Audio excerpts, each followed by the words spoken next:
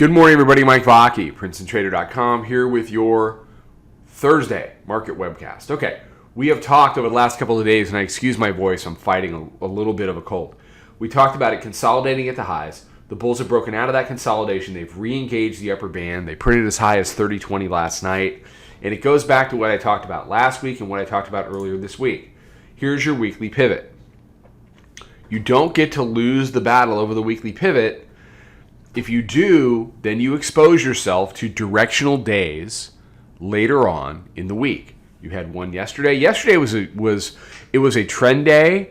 It was the worst kind of trend day in that the AD kind of lagged. It slow bled to the upside, but it was basically a one trade day, couple trade day. So we were long Globex 76.75. We laddered up 92. And we are, we are long in that area right now. Taking profits, still have a runner. I didn't punch out on the move up to 30.20. Maybe I'm going to regret that, maybe not. What I'm curious to see is how does price react to coming back to the hourly mid-band here. It's been support, but you can see, I said on Tuesday, Tuesday at the close, I told the subscribers, I don't know if we're going to be back. You only get so many chances to deal with weekly pivot. So you compare that to the week before, and that was when we opened Sunday night, right on weekly pivot. Here, here, here. Well, by the time you get done with Tuesday and they can't get it done, you expose yourself. That emboldens the bears. Tuesday, or emboldens the bulls rather. We consolidated, that sucked, but we did it at the highs, and then you're starting to see the resumption of this mid to late week move to the upside.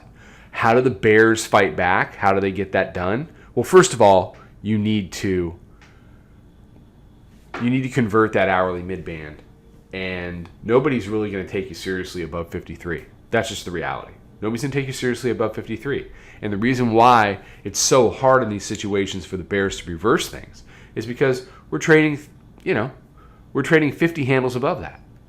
That's a lot to do. They would need news. And that's typically when you see things reverse like that, there's a catalyst that then has it build momentum to the other side. So absent news, I'm not sure how much the bears are going to be able to get done. You can be short at times, but understand that it's a trade, and ultimately that dip is a buy until the bears prove to us on some longer term time frames that they can actually accomplish something. Right now, they can't. Okay, that's really all I've got. Off the open, volume weighted average price is at 11. Hourly mid-band is at 6. Our proprietary moving average is 6.5. We open in a couple of hours.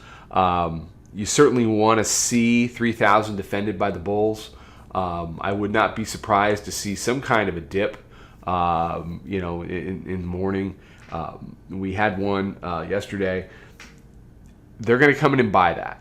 After they come in and buy that dip, the trick is, are the bears going to fight back, or is it going to be a replay of yesterday? Take care. Trade them well. I'll talk to you soon.